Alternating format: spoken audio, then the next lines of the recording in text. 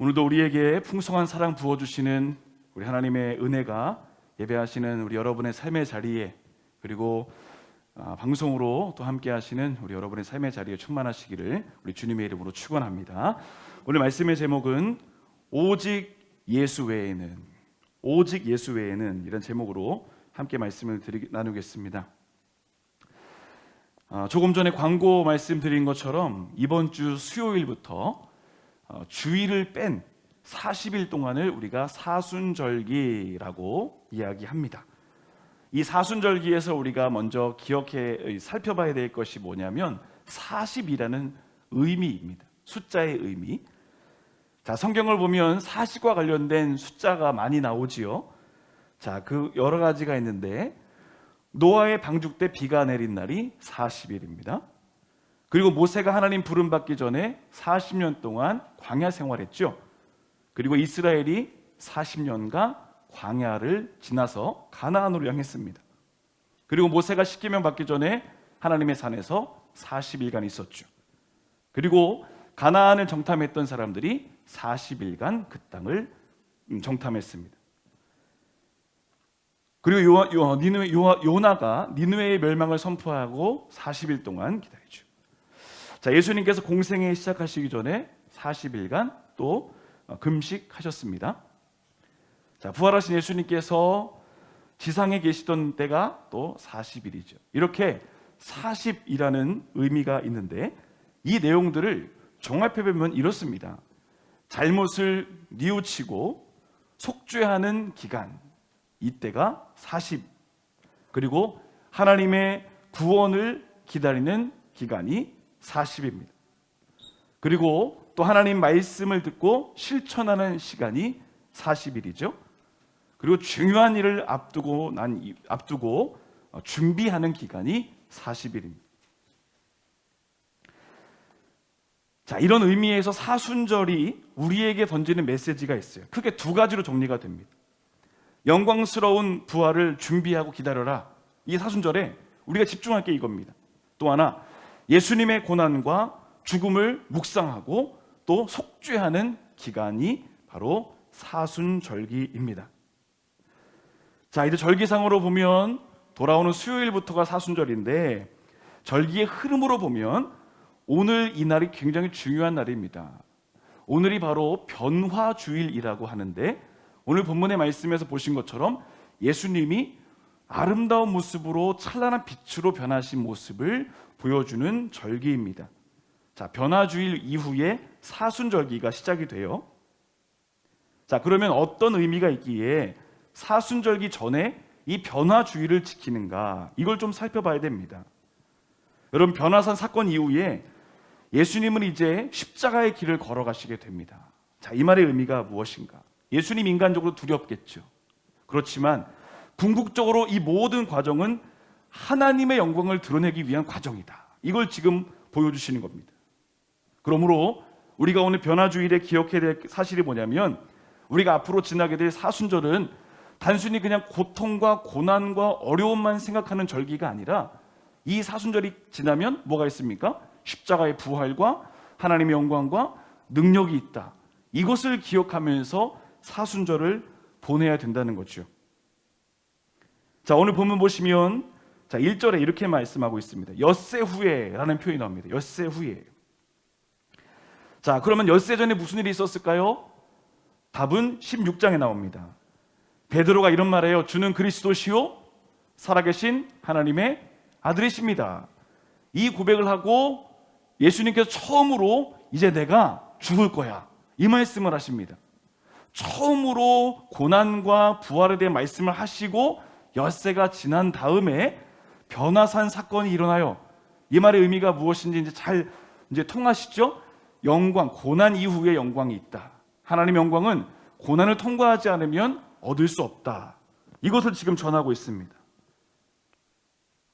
자, 예수님께서 제자들 3명 데리고 산에 오르십니다. 자, 성경에서 산이 의미하는 게 있죠. 하나님 만나는 곳, 하나님의 임재가 있는 곳, 하나님을 경험하는 장소가 산입니다. 자, 여기서 우리가 깨닫게 되는 게 무엇이냐? 사순절은 하나님께 가까이 가는 절기입니다. 여러분, 하나님과 가까워지면 어디가 멀어질까요? 세상과 멀어지는 겁니다. 그래서 사순절을 보낼 때 우리가 즐거움의 자리, 또 많이 누릴 수 있는 자리를 절제하는 이유가 바로 이것입니다. 그 시간들을 절제하고 하나님께 더 가까이 나갑니다. 자, 오늘 예수님께서 제자들과 함께 오르신 산에, 이 산에 오르시면서 핵심적으로 가르치시려고 했던 내용이 뭐냐?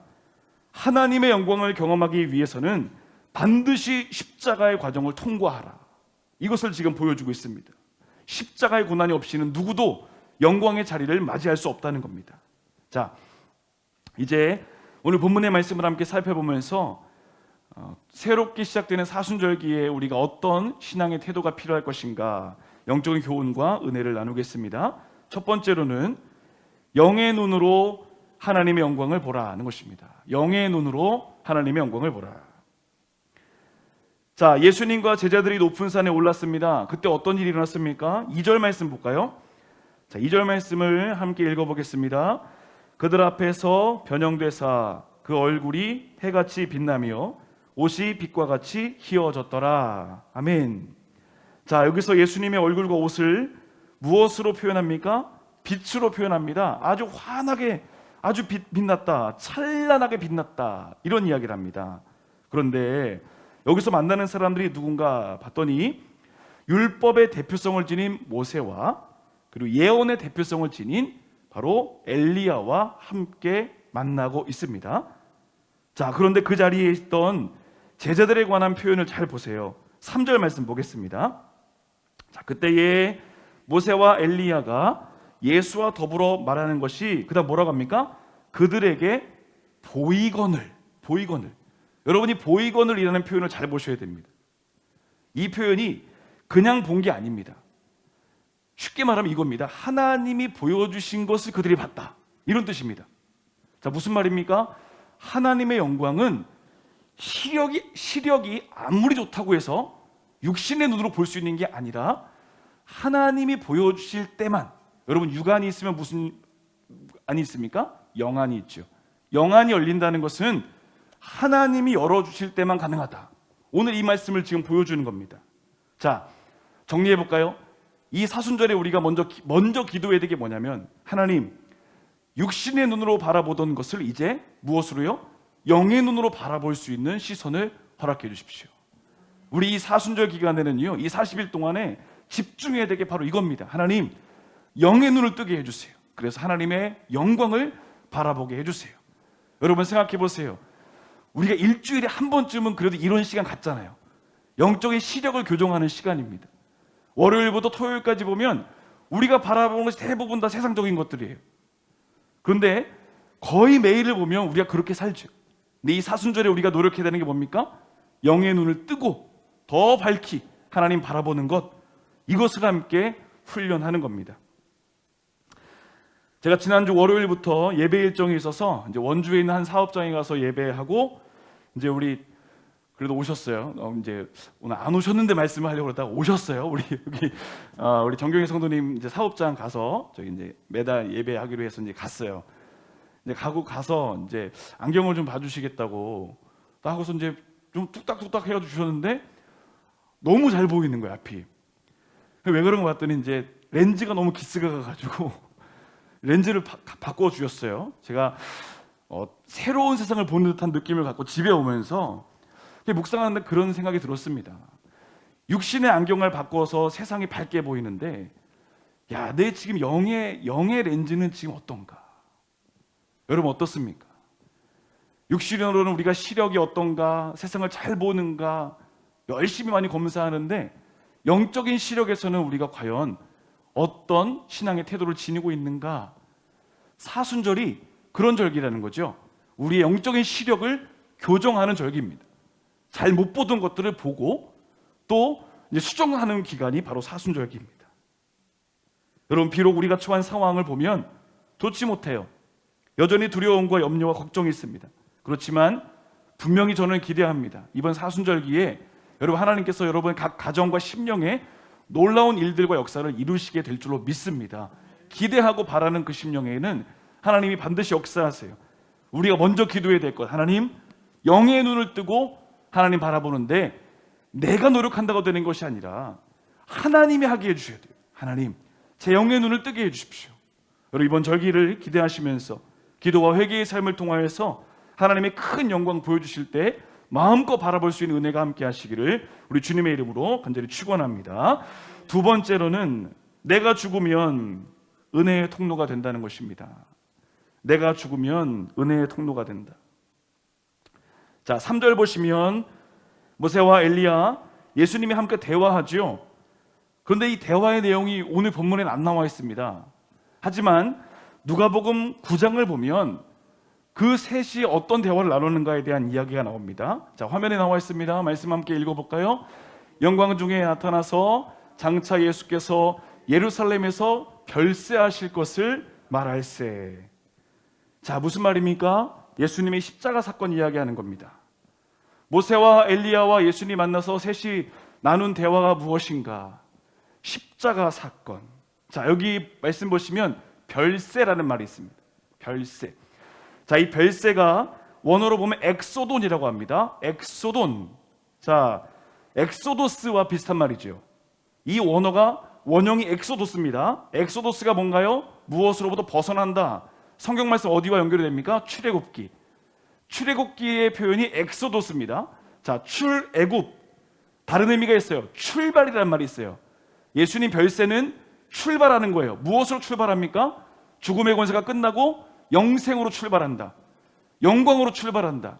어둠이 끝나고 빛으로 출발한다. 그러니까 오늘 본문에서 이야기하는, 또 오늘 누가복음에서 이야기하는 예수님의 고난의 십자가 사건은 단순히 고난, 아픔, 슬픔, 우울한 눈물, 이것만 이야기하는 게 아니라 예수님의 십자가 사건을 통해서 우리에게 새로운 길이 열린다. 구원의 길이 열린다. 영생의 길이 열린다.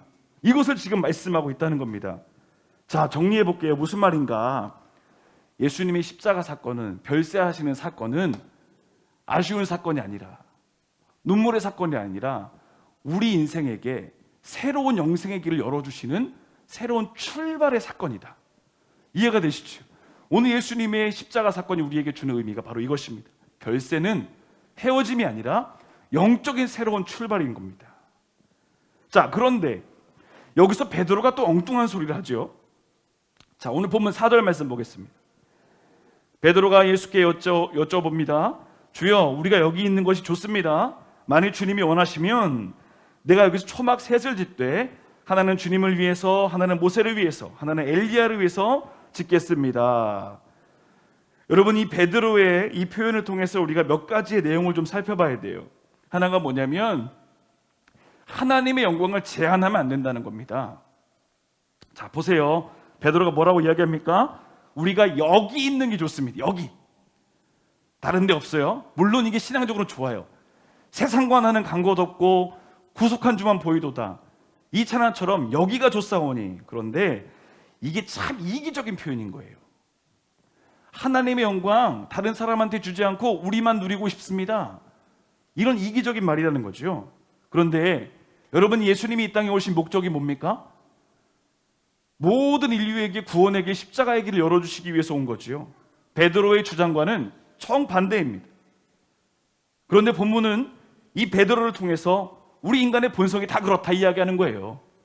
우리도 다른 사람에게 나눠주지 않고 날마다 내가 다 움켜쥐려고 하는 본성이 있음을 확인하고 있는 것입니다.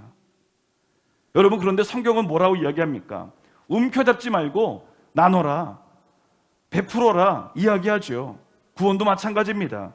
하나님의 구원의 문은 항상 열려있다. 이 열린 문으로 모든 성도가 들어오라 이야기합니다. 특별히 예수님께서 공생의 기간에 맨날 싸우신 게 뭔가요? 유대인들하고. 니네만 잘난 게 아니야, 이겁니다. 유대인들의 특권의식 버려라, 선민의식 버려라, 이겁니다. 구원은 하나님께서 모든 사람에게 허락하셨다. 이런 하나님의 뜻을 구체적으로 실천한 사람이 바울이죠.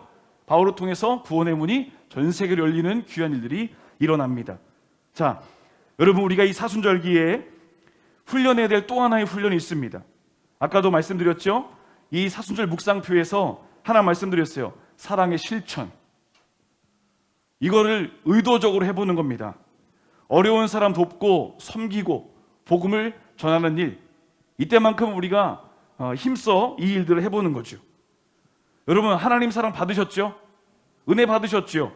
근데 지금 너무 우리만 붙잡고 있는 거 아닙니까? 너무 우리가 움켜쥐고 있는 거 아닙니까? 이걸 나누라, 주님 말씀하십니다. 하나님의 영광은 제한되는 게 아니라 나누라 말씀하세요. 자, 또 하나 있어요. 나의 힘으로는 하나님의 일을 감당할 수 없다는 겁니다.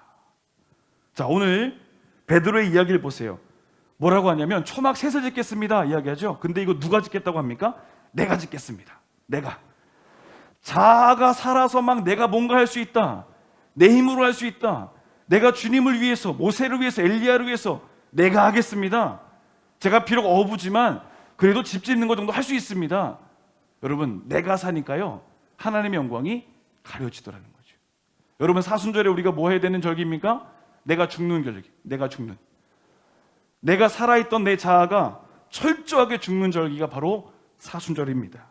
여러분, 이 사순절기 지날 때 분명한 기도 제목이 이것이에요. 여러 가지 늘 반복되는 기도 제목, 요거는 한 단계 밑으로 내리시고요, 이 사순절기에 우리가 기도할 게 뭡니까? 하나님의 영광을 나누게 하시고 내 자아가 죽게 해주십시오. 이것이 선결되지 않으면 그 다음으로 넘어갈 수가 없다는 거죠. 여러분, 이제 사순절기 준비하면서 이번 한 주간도 주님 앞에서 한번 오늘 생각해 보세요. 여전히 살아있는 내 자아가 뭐냐? 늘 기도하지만 죽지 않는 내 자아가 뭐냐? 여러분, 확인하시면서 다시 한번 오직 예수로 사는 귀한 은혜가 함께 하시기를 우리 주님의 이름으로 축원합니다. 세 번째로는 주님의 음성에 순종하라는 것입니다. 주님의 음성에 순종하라.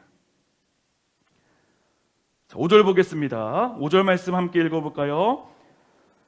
말할 때에 호련히 빛난 구름이 그들을 덮으며 구름 속에서 소리가 나서 이르시되 이는 내 사랑하는 아들이요 내 기뻐하는 자니 너희는 그의 말을 들으라 하시는지라. 아멘. 누구의 말을 들으라고 합니까? 그분의 말, 주님의 말. 여러분, 이게 굉장히 중요한 겁니다. 지금까지 제자들은 예수님의 제자가 되기 전에 누구 말 들었어요? 나의 말, 세상의 말, 사람의 말 들었어요. 그런데 오늘 본문이 분명히 이야기합니다. 하나님의 영광을 바라보려 하는 자들은 누구의 말이요? 예수님의 말, 주님의 말. 오늘날로 이야기하면 주님의 말씀을 경청하라 이야기합니다. 바울 사도가 항상 자신을 소개할 때 뭐라고 하냐면 그리스도 예수의 종된 나 바울은, 항상 이 말을 합니다. 여러분, 이 말의 의미가 무엇입니까? 나는 항상 언제나 누구의 말만 들어요? 예수님의 말씀만 듣습니다. 주님의 말씀만 듣습니다. 이 믿음의 고백을 드립니다. 여러분, 이 사순절기에 우리가 훈련해야 될 게 바로 이겁니다. 철저하게 주님의 음성에 귀 기울이겠노라. 제가 가끔 말씀드리죠. 우리가 완벽하게 주님 말씀만 순종하는 게 어려워요. 그런데 이 절기 때 우리가 무슨 훈련하냐면 내가 10번 세상의 음성을 들었으면 요 사순절 때는 그래도 8번 세상 이야기 듣고 2번은 주님 말씀 듣고, 그 횟수가 바뀌는 겁니다. 기도해서 한 번에 바뀌면 얼마나 좋겠어요. 저도 그걸 바라요. 그런데 안 되더라고요. 근데 중요한 것은 끊임없이 기도의 자리에서 갈고 닦다 보면 10번 넘어지던 사람이 9번만 넘어져요. 8번, 7번, 5번. 횟수가 줄어드네요. 이제는 예전에 넘어지던 문제가 이제 나에게 문제가 되지 않아요. 그래서 신앙은 끊임없이 연속해서 나가야 된다는 거죠. 사순절 분명히 힘들 수 있습니다. 그렇지만 그 갈고 닦음을 통해서 내 영성이 살아날 수 있다면 분명히 우리에게 필요한 절기인 것이죠. 여러분, 늘 넘어지던 부분들, 특별히 말씀에 순종하는 부분에 있어서 잘 안 됐던 부분들이 있다면 여러분, 이번 사순절 말씀에 더 순종할 수 있는 귀한 은혜를 통해서 하나님께 영원 돌리시기를 우리 주님의 이름으로 축원합니다. 마지막 네 번째로는 오직 예수님만 바라보라 하는 겁니다. 오직 예수님만 바라보라. 자, 제가 오늘 이 말씀 묵상하면서 8절에서 참 큰 은혜 받았어요. 8절 말씀 같이 한번 읽어볼까요? 제자들이 눈을 들고 보매 오직 예수 외에는 아무도 보이지 아니하더라. 아멘. 여러분, 한번 이 말씀 한번 되새어 보세요. 되뇌어 보세요. 오직 예수 외에는. 그렇게 많은 것을 볼 수 있는데 내 눈에 보이는 건 딱 한 분이에요. 누구예요? 예수님만 보인다. 여러분, 이처럼 큰 은혜가 어디 있습니까? 여러분, 이 말이 정말 중요한 게 뭐냐면, 아무리 모세가 있었어도 엘리야가 있었어도 모든 것이 누구를 통해 완성이 됩니까? 예수님을 통해서만 완성이 된다. 이것을 지금 보여주는 겁니다. 모세가 아무리 위대한 지도자였어도, 엘리야가 아무리 훌륭한 선지자였다 할지라도 그 모든 것이 불완전했지만 예수님을 통해서 율법과 모든 예언이 완성된다. 이제 제자들의 눈앞에는 구원자 되신 예수님만 보이는 겁니다. 여러분, 오늘 본문이 전하는 내용이 바로 이겁니다. 8절 핵심이 있습니다. 예수 외에는 아무것도 바라보지 않는 것이 우리의 신앙이다. 여러분, 오늘 우리 성도들이 회복해야 될 영적인 자세가 무엇입니까? 우리가 지녀야 될 정신이 뭔가요? 오직 예수 외에는, 예수 외에는 아무것도 바라보지 않으리라. 여러분, 이 표현이 쉬운 것일까요? 물론 어렵습니다. 이제 세상을 보던 시선이 예수님께만 집중되어진다? 손해보는 것도 많죠. 아까운 것도 많습니다. 그러나 주님이 원하시는 게 그것이라면, 우리는 이 훈련을 받아야 되는 거죠. 물질, 성공 바라보던 인생인데 이제 누구만 보입니까? 예수님만. 사람 의지하고 세상 방법 바라보던 인생이 예수님만. 예수님을 따라 산에 올라갔던 제자들이 그렇게 변했어요. 베드로가 어땠습니까? 초대교회를 이끌어간 일꾼 되었어요. 내가 예수님처럼 달려 죽을 수 없으니 거꾸로 내가 매달려 죽겠다. 예수님만 보이는 거예요. 야고보 최초의 순교자가 됐습니다. 요한은 마지막까지 주님 말씀 기록하면서 복음을 전하는 인생이 되었습니다. 여러분, 오늘 우리가 이 사순절에 분명히 기억해야 될 영적인 자세가 무엇입니까? 오직 예수 외에는 보이지 아니하더라. 여러분, 정말 멋진 표현 아닙니까? 오직 예수 외에. 여러분, 우리가 이 사순절기에 회복해야 될 정신이 있습니다. 오직 예수 외에는. 이거. 이전에는 세상도 보이고 예수님도 보였어요. 막 이렇게 겹쳐 보였어요. 근데 이제 분명합니다. 오직 예수 외에는. 어떨 때에는 세상만 보며 살았죠. 그러나 이제 정리됩니다. 어떻게 해요? 오직 예수 외에는. 여러분, 이번 이 사순절 이 부분을 가지고 함께 기도했으면 좋겠습니다. 오직 예수 외에는. 주님, 이 사순절에 이 정신이 우리 가운데 회복되게 하여 주십시오. 이제 수요일부터 우리가 사순절기를 시작합니다. 원래 사순절이 시작되는 첫날에는요, 재의 수요일이라고 해서 이 타고난 재 있죠. 이 재를 이마에 이렇게 발라줍니다. 목회자들이 발라서 이마에 바르는데, 원래 사실은 이번 주에 하려고 했는데요, 이제 올리브 가지를 이거 못 구하잖아요, 우리나라에서. 그래서 다른 대체할 것들을 구해서 저희가 수요일에 하지 않고 주일날 한번 해보려고 준비하고 있습니다. 물론 약간 이제 재를 바른다는 것이 기분이 조금 그럴 수 있지만 상징하는 게 있어요. 흙에서 왔으니 흙으로 돌아가라. 이 재를 발라주는 건 그 의미입니다. 인간은 그렇게 나약한 존재다. 사순절에 우리가 다 그렇게 깨지는 그것을 이야기합니다. 여러분, 새롭게 이제 시작되는 사순절기, 우리의 습관과 형식으로 지나는 절기가 아니라 주님 이제 영광을 바라보게 하시는 주님, 영의 눈을 뜨게 하시고 주님만 바라보게 해주십시오. 오직 예수 외에는. 이 믿음으로 살아가야 될 줄로 믿습니다. 여러분, 이번 한 주간도 다시 한번 영적인 거룩한 습관을 만들어내시면서 우리 눈앞에 이제 오직 예수밖에 없음을 믿음으로 고백하시며 영적으로 승리하는 거룩한 주의 백성 되시기를 우리 주님의 이름으로 간절히 축원합니다.